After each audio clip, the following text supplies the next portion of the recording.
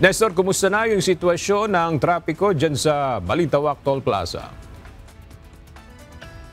Magandang tanghali, Aga. Sa kasalukuyan nga ay unti-unti na nga nararanasan ngayon itong pagdagsa ng mga motorista dito sa Balintawak Toll Plaza. Pero light to moderate ang traffic dito at sinabayan pa ito, Aga, ng malakas na pagbuhos ng ulan na kasalukuyang nararanasan ngayon dito sa NLEX.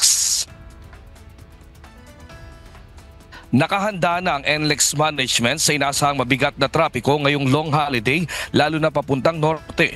Ayon kay Robin Ignacio, Traffic Operation Head ng NLEX, mahigit 2,000 personnel ang nakadeploy sa NLEX, SCTEX, CALAX, Connector at C5 Link. Inaasahan ang 400,000 motorista.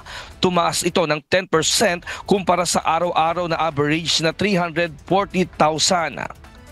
Ipinatupad na rin ang programang Biyaheng Arangkada na nag-aalok ng libreng towing sa mga Class 1 vehicle na masisiraan hanggang malapit sa exit Toll Plaza mula October 30, 6 a.m. hanggang November 3 ng 6 a.m. Suspindido rin ang roadworks hanggang November 3.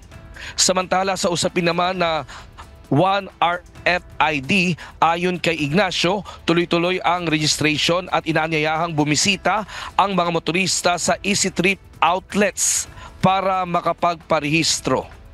Aga, sa kasalukuyan nga ay dito sa lugar ng NLEX Balintawak sa customer service ay marami yung mga kababayan natin na pumipila para magpakabit nga ng kanilang bagong RFID na 1 RFID, kung saan nga ay yung kanilang mga dati ng mga account ay gagawin na lang na isang account na RFID sa mga toll plaza na magagamit nila ito sa mga toll plaza, at ito rin ang makatutulong lalo na hindi na sila mahihirapan at para doon sa pagpila sa mga mahabang pila, lalo na ngayong inaasahan yung traffic congestion.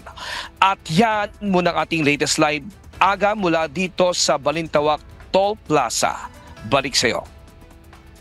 Maraming salamat, Nestor Torres.